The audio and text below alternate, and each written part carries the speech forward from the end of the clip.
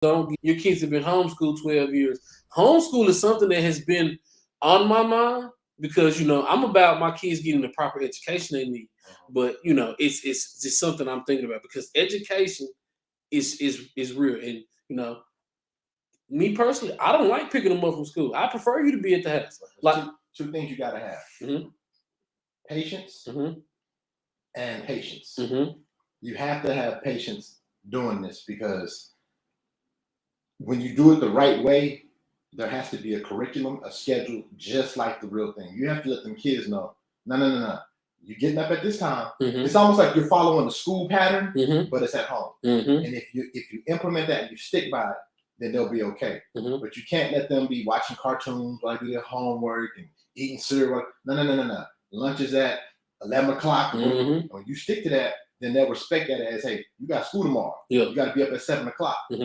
If you treat it like that, they'll respect it as such, and then you'll have a good system. But you know how Negroes do sometimes. They be lazy, just like they was doing jokes with the Zoom classes and mama walking by in a bonnet and all that type of stuff. You know what I'm talking about? A lot of people wasn't prepared for that because you know what, though? They had to put the energy and effort into it. You got a lot of parents that don't want to vaccinate their kids. So now this has become reality to some people saying, wow, you have to have patience and time. And some people are like, well, I got to work and this, and boom, and that, and the third. A lot of these teachers right now, I'm not saying all of them, but a lot of these teachers, they're kids. And they treat it like work. They don't want to be bothered. And your kids' education suffers from them not wanting to be bothered because then they're at work. It's a job. Our teachers, at least I know mine, our generation, they had been teaching 30 plus years. Yeah. They were teachers. They was teachers. They were teachers. Like you said, these people just got jobs fresh out of college. They need a job. Just something to pay their bill. Yeah. Your kids on the other end receiving that. So just keep that in mind when you think about doing homeschool. It's some kids out there teaching these kids. Not saying they can't. Well, can I jump in the conversation? Yeah, you got it. This y'all show. Y'all got it now. I want you to stay on. This is a great conversation, right? Because our title says sports, and I'll update it later because we'll get to that.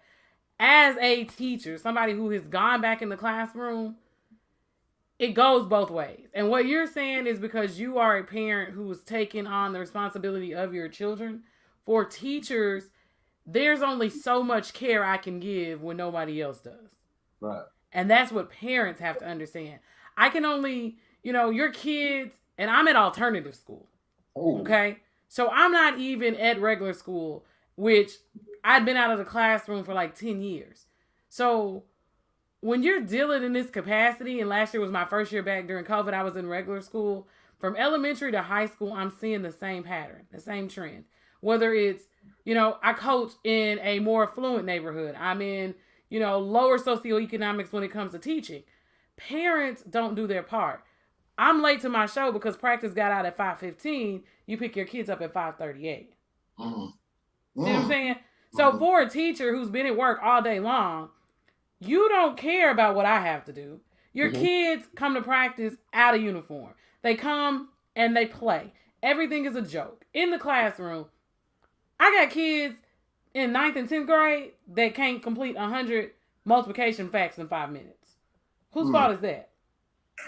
It's not the teachers, because sometimes you give them what's called homework. You take the work home and you ask your parents for assistance, and they're too busy cooking, and they're too busy taking care of your little brothers and sisters, and they're too busy on their phone. On their phone. All this, that. On their phone. And then they have the nerve to try to scold the kid for suffering when, hell, I asked you for help. Because the teacher going to be like, well, did you ask your parents? And then the kid's going to say, well, X, Y, Z, and blah, blah, blah, blah. So it does fall back on the kid. Like I just told you, Shaw, it's not the teacher's responsibility to be the parent. Nope. So once they're out of school, that's take that over. Yeah. That's on you. You see what I'm saying? And you've got to teach your kids how to act, right? I can't correct behavior and teach and one-on-one assistance. Like the regular classroom is not tutoring. And I think that's where kids are getting behind, because as much as we want to help, I do a lot of one-on-one, but it is so extremely difficult when 5 other kids are done. They're like, dang, you don't know how to multiply? You see what I'm saying? So you're trying to help the kid that's struggling, but the other kids are now getting behind because they're playing, because I'm holding them up because you didn't get what you needed. Your basic foundation wasn't created in whatever subject level it is that you need. So I think it's a give and take with parents and teachers. But parents, like you said, this pandemic taught parents that y'all can't do it. The ones that are not committed like you. You know, most of them, y'all didn't want homeschool. They didn't want Zoom. They were over it. We were doing Zoom and in the classroom. Mm-hmm. You just had your 2 kids. I had your 7 or 8 or 9 on Zoom, or teachers now that got 80 on Zoom, and we had kids in the classroom. So I just think that everybody has to understand that the education part, the foundation, it is the parents' job. Your kids should not come to kindergarten not knowing their name. They should not come to kindergarten not knowing how to spell their name. They should know their ABCs and be able to recognize them in kindergarten. Mm-hmm. That is your responsibility. Pre-K, kindergarten. If your kid doesn't know their ABCs by 1st grade, that means they can't read by 1st grade. Facts. And you know what? And they're already behind. As a parent, right? Then having a stepson who, you know, is slightly behind, but I also now know there is no need for children to be behind. Because, you know, I have a 10-month-year-old. So I everything I need for learning, I can prep for now. They have a thing to you, it's called the leapfrog read. Right. This pen, you touch the book, it will read the whole page to you. You then have 3 different symbols on the side you go to. You touch it, it'll tell you the words. You touch the other one, it'll sound it out for you. Right? It breaks it down verbatim for you to teach your kid how to learn, how to understand, how to read. All you gotta do is put the time in. 30 minutes a day, and I'm saying lightly. You go 30 minutes a day, 7 days a week. Take 30 minutes out your day. On the weekends, you gotta be free. Nobody works 7 days a week. And now if you work 7 days a week, you a bad mother sucker. If you work 7 days a week, you can afford a tutor. Depending on your job. One thing about black folks, though, man, I'm trying to tell you, they're not trying to they're not creating a budget for a tutor. Which I think is really a good idea. If you can't do it yourself, then you're investing. Candy Caitlin, I've been saying that. You're investing in your child's future. Call that an investment. Hey, I can't do it. I'll get somebody. I said I'm not gonna study, but I put it in my mama's house. If the Jordans cost the same amount as the tutor, what's the difference? You bought Jordans for your kid that can't read, you can't wear your tutor out and floss. That's the thing. Exactly. Though. You see what I'm saying? And all the while your kid is suffering. He got on them same J's and he dressed to the nines and he's dumb.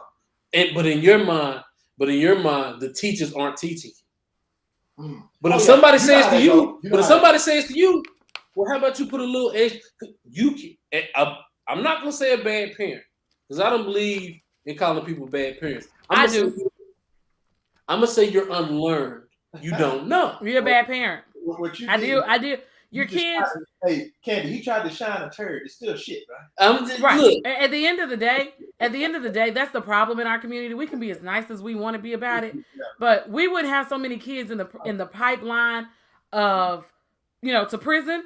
That pipeline wouldn't be so expensive if there weren't bad parents, and that's just the reality of the situation. We've got to get over ourselves.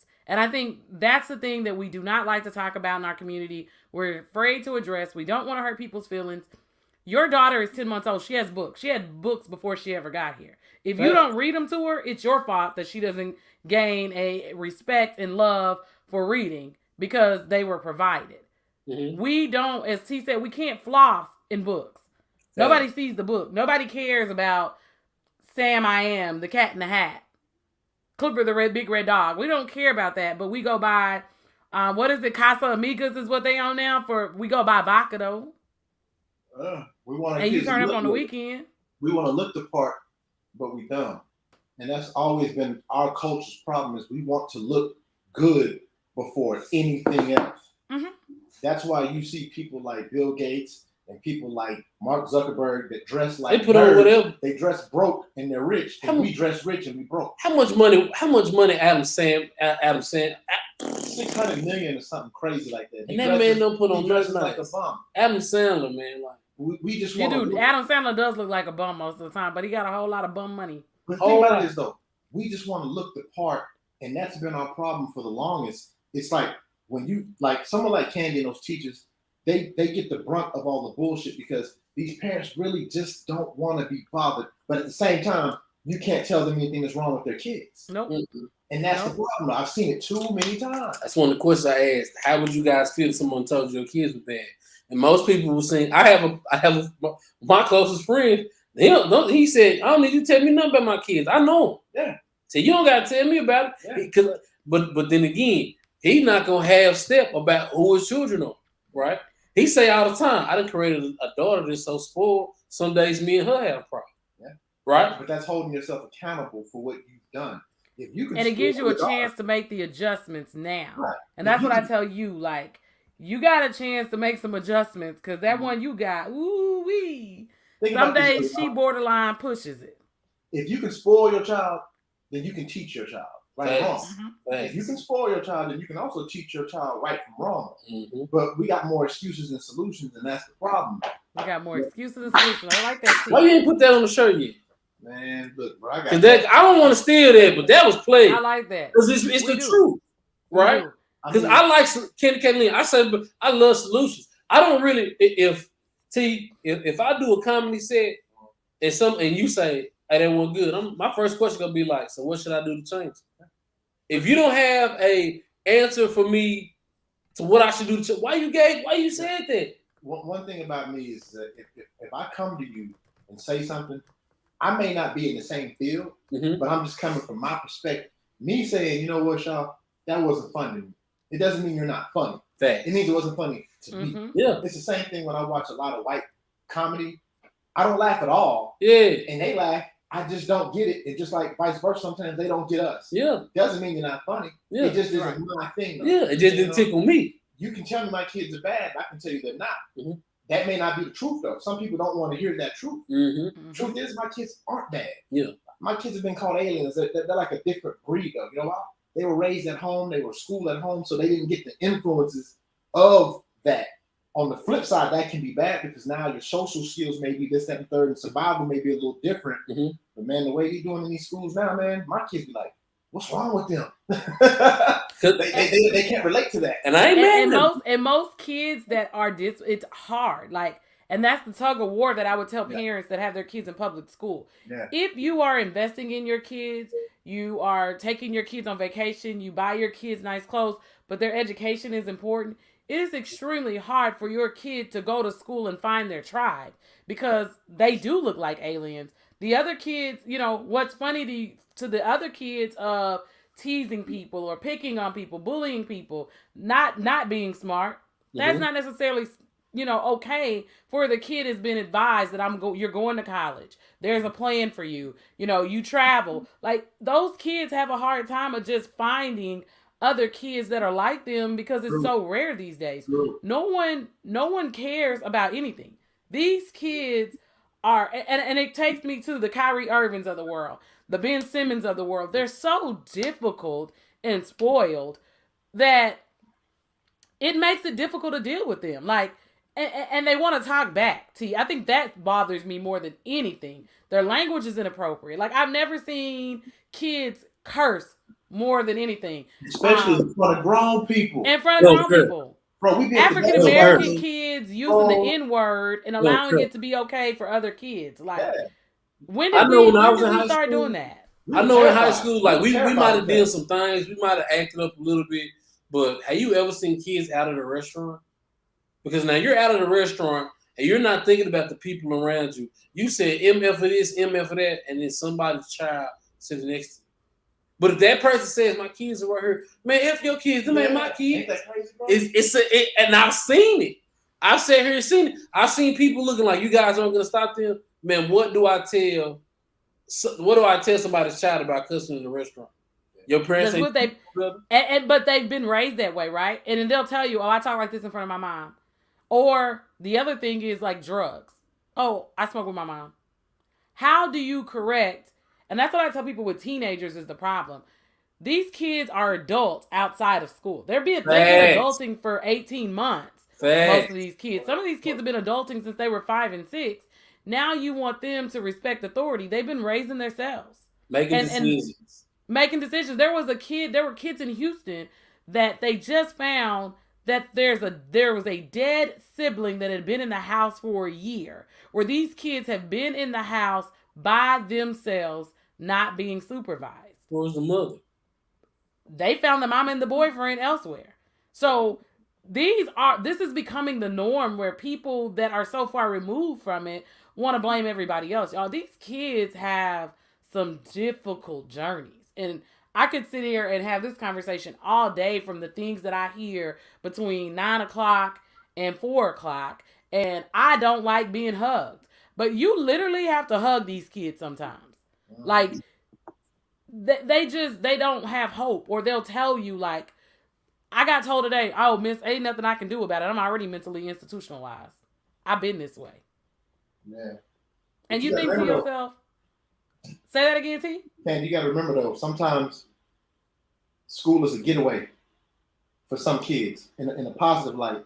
So sometimes y'all are the role models. Y'all are the big brothers, the big sisters, the mom or daddy, and some of them never had, especially coaches. Mm-hmm. Coaches, I've seen so many coaches pretty much mentor and damn near father these kids, because a lot of those black kids came from single mother homes. Me and Chuck talked about that. Mm-hmm. So their loss sometimes in school can be the way to guide them in the right direction, but they have to want to accept that love that they're not getting at home. It's foreign language for them. You see what I'm saying, though? And I grew up with old school teachers that kind of took you in and really cared about you, even outside of school. A lot of teachers today look at it as work. I'm out. I'm gone. I'm off the clock, and that's it, though. That's it. And these kids need more than that, though. But they not, some teachers just ain't willing to give that extra mile. You know what I'm saying? And a lot of it has to do is because we are so restricted with laws. Like, I think people forget that, like critical race theory. We have to watch everything that we teach. You know, if kids have questions, you got to be like, it's like a fine line. They ask questions that I'm like, I don't really know if I can answer that. Like, and I do try to give them, as you said, the extra love. Yeah. But they get a lot of the tough love too, because it's like, redirect it, bring it back. Even some of the ones that are the worst, I do try to find a way to get to them. I would just tell parents, like, the last 2 years have been difficult. They really, really have. But parents, you got to stay out of the club for 6 months to a year, and you got to get your kids on track. Because the only way to get them caught up is you got to do it at home. Right. There's just not enough time in the day for a teacher to get your child caught up. And if your child needs extra time, you may need to get your child classified correctly. That's another thing that we don't like to deal with. You may need to make sure your kid has the proper accommodations. Dedicate Lynn family, make that break. Yeah, to get the assistance that they need. So, I don't know. That's what I got to say on that. All right. Okay, it's your girl, Candy K. Lynn. And your boy, Shout Shout. And we'll be back right after this break. Pull up.